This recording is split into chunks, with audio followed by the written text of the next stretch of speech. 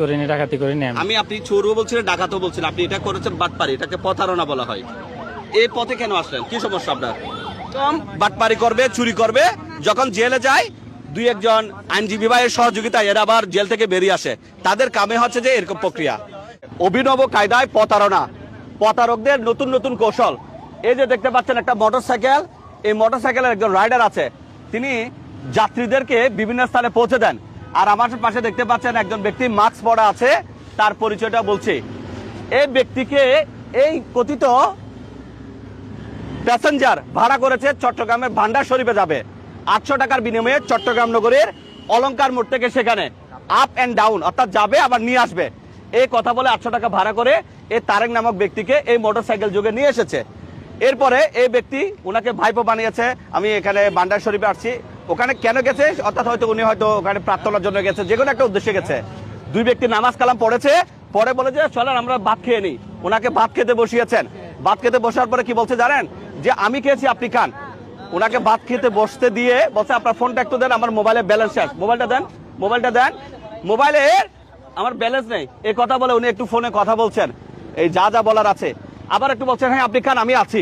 এই কথা বলে ওনাকে ভাত খেতে দিয়ে আস্তে করে এই ফোনটা নিয়ে তিনি সেই ভান্ডার শরীফ থেকে সিএনজি চালিত অটোরিকশা যুগে পালিয়েছেন। টার্গেট কি জানেন? অর্থাৎ ওনাকে ভাত খেতে বসতে দিয়েছে, ফাঁকে এই 16-17 হাজার টাকা দামের মোবাইলটা নিয়ে এই প্রতারক পালিয়ে যাবে। তারপর চট্টগ্রামের বিভিন্ন কোনো একটা স্থানে এটা 8-10 হাজার টাকা বিক্রি করবে। এতে করে মোটামুটি তার 7-10 দিন একটু ভালোভাবে চলবে। আর এদিকে চুরিও করে না, ডাকাতিও করে না তারেক নামক এই রাইডার। এরকম হাজার হাজার নয়, লাখো লাখো রাইডার সারা বাংলাদেশে বিভিন্ন স্থানে আছে। তারা মানুষদের সাথে প্যাসেঞ্জারকে নিয়ে বিভিন্ন স্থানে যায়, যে টাকা রুটি রোজগার করে, কেউ স্টুডেন্ট, কেউ চাকরি বাকরি করে, কোনোভাবে পেট পালে। আর এই কাজটা করতে গিয়ে ওনার মোবাইলটা এই প্রতারক বলছে তার নাম রানা, সে পালিয়ে এসেছে অনেক কষ্টে, প্রায় 80 থেকে 90 কিলোমিটার গতিতে সে ভান্ডার শরীফ থেকে দ্রুত গতিতে গাড়ি চালিয়ে এসে এই সরকারহাট বাজারে এখন থেকে একটু আগে একে হাতে নাতে আটক করেছে। আমিও যাচ্ছিলাম এই পথে, এত গন্ডগোল কেন একটু দেখতে চেয়েছিলাম। একটু আসুন আমার এই ভিডিওটা শেয়ার দেন, বিশেষ করে যারা বাইক চালান, যারা ট্যাক্সি চালান, বাইক চালান, আপনাদের জন্য এই ভিডিও। কারণ এরকম প্রতারকরা আপনার ট্যাক্সি ভাড়া করে কোথাও যাবে, এরকম প্রতারকরা মোটরসাইকেল ভাড়া করে কোথাও যাবে এবং আপনাকে সুকৌশলে কোনো এক জায়গায় বিজি রেখে আপনার মোবাইল ফোনটা নিয়ে যাবে, হয়তো অনেকে নিয়েছে। আচ্ছা একটু আপনার নাম বলবেন? একটু তারেক। তারেক একটু সামনে আসেন। তারেক কি হয়েছে একটু বলেন তো দেখি। উনি আমাকে হ্যাঁ বলেন। নগরীর অলংকার থেকে এখান থেকে ভাড়া করছে ভান্ডার শরীফের এখানে, হ্যাঁ 800 টাকা আপ ডাউন ভাড়া করছে। ভাড়া করার পরে আমরা দুজন এখানে নামাজ পড়ছি। নামাজ পড়ার পরে উনি আমার সাথে হোটেলে ঢুকছে। হোটেলে ঢুকার পরে ভাত খাইতে বসছি। ওনাকে জিজ্ঞেস করছে উনি খাবে নাকি, উনি বলছে আমি খাই আসছি। তো উনি খাচ্ছে না, তো উনি আমাকে মোবাইলে কথা বলার কথা বলি, 1 মিনিট কথা বলার কথা বলি সামনে দিয়ে গেছে, মানে হোটেলের সামনে। হ্যাঁ আমার মোবাইলটা নিয়ে হোটেলের সামনে চলে গেছে। তা আমি ভাত খাইতেছি, আমি তো আর এটা ফেলে চলে যেতে পারতেছি না এখন দুম করে। এখন ও সামনে যে আবার ব্যাগ আসছে আমাকে ইনশিওর করার জন্য, কি আমি আছি এখানে, আমি কথা বলতেছি। দেন মোবাইল, আমি ভাত খাওয়া শেষ, তাড়াতাড়ি করে আমার থেকে সন্দেহ লাগছে, আমি তাড়াতাড়ি করে উঠি, দেখি যে ও আর নাই। পরে আগে আসি, দেখতেছি বাইক আছে কিনা, মোবাইল গেছে, বাইক আছে কিনা দেখতেছি আমি। আপনার বাইক আছে? হ্যাঁ বাইক আছে দেখে আমি একবার ভান্ডার শরীফের মুখ গেটে চলে এসেছি মাজার থেকে। ওখানে আসি, খুঁজি, দেখি যে নাই। আবার গেছি মুখে ভান্ডার শরীফের ভিতরে, আবার যাই, তারপরে আর ওখানে দাঁড়ানি, ওখান থেকে ডাইরেক্ট চলে আসছি এখানে। মানে ভান্ডার শরীফ একেবারে ফেলে দিলেও এখান থেকে ফটিকছড়ি 15 কিলোমিটার, ভান্ডার শরীফ মিনিমাম 8 থেকে 10 কিলোমিটার, অর্থাৎ 10 কিলোমিটার আমি ট্রেনে চলে আসছি, যাতে রাস্তায় পাইলে ওরে ধরবে এরকম। আমি কল্পনা করি নাই যে ওরে পাবো। পেয়েছেন? হ্যাঁ আমি আসার সাথে সাথে। মোবাইলের দাম কত? মোবাইলের দাম 16,000 টাকা। এটা যদি সে চুরি করে নিতে পারতো কত টাকা বিক্রি করতো? সর্বোচ্চ 7,000 টাকা, 5,000 টাকা, এর বেশি তো করতে পারতো না। আমার ক্ষতি, আমার মোবাইল নাই এখন, আমি বিপদে পড়তাম, আমি খালি হাতে চলে যেতাম। কি করেন আপনি মূলত? আমি মূলত কিছু করি না, আমি বেকার। এবার এখন এটা রাইড করি বলতে আমার ফ্যামিলির সাথে একসাথে থাকি, তো আমি এটা রাইড করেই চলি, কোনোভাবে চলছে। হ্যাঁ। আচ্ছা আপনার নাম বলবেন? রানা। হ্যাঁ রানা, মোহাম্মদ রানা। আচ্ছা আমরা তো যা বলছি কথা তো এটাই, তাই না? জি। এই পথে কেন আসলেন বলেন? না একটু রাখেন। চুরি করিনি, ডাকাতি করিনি আমি আপনি চোরও বলছিলেন, ডাকাতও বলছিলেন, আপনি এটা করেছেন বাটপারি, এটাকে প্রতারণা বলা হয়। এই পথে কেন আসলেন? কি সমস্যা আপনার? কি কাজে এই পথে আসছেন বলেন, ওনাদেরকে বলে কি কাজে এই পথে আসছেন? আর যা হয়ে গেছে ভুলে গেছে, আর আসমা জীবন। ভুল হয়েছে আমি বুঝেছি, কিন্তু আপনি কেন এই পথে আসছেন? আপনি তো কাজ করে খেতে পারেন, এই পথে কেন আসলেন?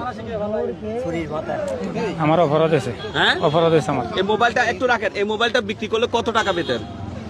আমি মোবাইল বিক্রি করার লাগে তো এই মোবাইলটা তো আপনি নিয়ে আসছেন। একটা কথার কথা ঠিক আছে 5,000 টাকা কত টাকা? এই 5,000 টাকা একটা কথা এই আর কি। আচ্ছা, তার মানে উনি কিন্তু প্রথমে এখানে সেই নিয়মে অনেকগুলো নাটক করেছেন। কি নাটক করেছেন বলেন? আমার চাচা ভাতিজা বানিয়ে ফেলতেছে, কতক্ষণ বাড়ির পাশের মানুষ বানিয়ে ফেলতেছে আমারে। আচ্ছা আচ্ছা, যাই হোক, এখন এখন এখন এখন এখন একটু আচ্ছা একটু আমি বলি, কথা শুনেন। এখন আমাকে এই একটু একটু এদিকে আমার সাথে কথা বলেন। এখন এখানে দুই দল মানুষ একত্রিত হবে। এই এই ভাইয়া ভাইয়া একটু কথা বলে। এখানে দুই দল মানুষ হবে। একদল মানুষ বলবে ওনার মুখটা দেখিয়ে দেন, আরেক দল মানুষ বলবে যে সে একটা মোবাইল না হয় চুরি করেছে, তুমি তাকে তার চেহারাটা দেখিয়ে সারা দেশবাসীর কাছে কালার করে দিয়েছো, যেখানে যাবে তাকে দোকানে চাকরিতে রাখবে না, কোনো কিছুতে রাখবে না। হাজার হাজার কোটি টাকা চুরি ডাকাতি করেছে, তাদের একটা চুল ছিঁড়ে তো দুটো করতে পারো নাই, তুমি এর ভবিষ্যৎটা শেষ করে দিলে। এটা একটা বিষয়। আরেকটা বিষয় হচ্ছে যে না না না এর চেহারা দেখান, আরেকবার বলবো যে না চেহারা দেখায় না, একটা সুযোগ দেন। এখন এখানে কতগুলো আইনি জটিলতা আছে, বিষয়গুলো খেয়াল করবেন। তারেককে একটু জিজ্ঞেস করতে চাই, মোবাইল কোথায় আপনারটা? পকেটে, আমার পকেটে। আপনি কি এর বিরুদ্ধে কোনো মামলা করবেন এখন এই মুহূর্তে? হ্যাঁ, আমি করতে চাইতেছি। আচ্ছা, এটা আপনার বিষয় আছে না? আচ্ছা, এবার দাঁড়ান। উনি বলছেন, এই দাঁড়ান একটু আমাকে কথা বলতে দেন। উনি বলছেন, একটু রাখেন, এই কথা বলবেন না এভাবে প্লিজ। উনি বলছেন উনি মামলা করবেন, আর উনি বলছেন যে করুণা চাচ্ছেন। এখন আপনারাই বিচার করবেন কে ওনার বিরুদ্ধে মামলা করা দরকার নাকি করুণা করে ছেড়ে দেওয়া দরকার। একটু রাখেন, আপনারা সবগুলো সিদ্ধান্ত নিয়ে ফেলেন না। আমি একটা কথা বলি, এখন আমি যদি তার চেহারাটা যদি এখানে দেখিয়ে দিই কি হবে সেটার একটা বলি। এর চেহারাটা দেখানোর পরে সে জনসম্মুখে ছুট হবে, ছুট হওয়ার পরে সে কোথায় যাবে? কোনো এক উকিল ভাইয়ের সহযোগিতায় কোর্টে যাবে। কোর্টে যেয়ে প্রথমে বলবে যে এই তারেক নামক এই ব্যক্তি আরো 8-10 জন ব্যক্তি যারা বক্তব্য দিচ্ছে তারা তাকে জোর করে তার থেকে 2-4 লাখ টাকা চাইছে, টাকা দেয়নি বলে তাকে ফেসবুকে ভাইরাল করে দিয়ে মান সম্মান হানি করে দিয়েছে। তখন দেখা যাবে যে আমাদের সবার নামে সে আস্তে করে কি দিবে, মামলা ঠুকে দেবে। কারণ এরকম চোর বাটপারদের একটা সিন্ডিকেট আছে, এরা এরকম বাটপারি করবে, চুরি করবে, যখন জেলে যায় 2-1 জন আইনজীবী ভাইয়ের সহযোগিতায় এরা আবার জেল থেকে বেরিয়ে আসে। তাদের কামে হচ্ছে যে এরকম প্রক্রিয়া।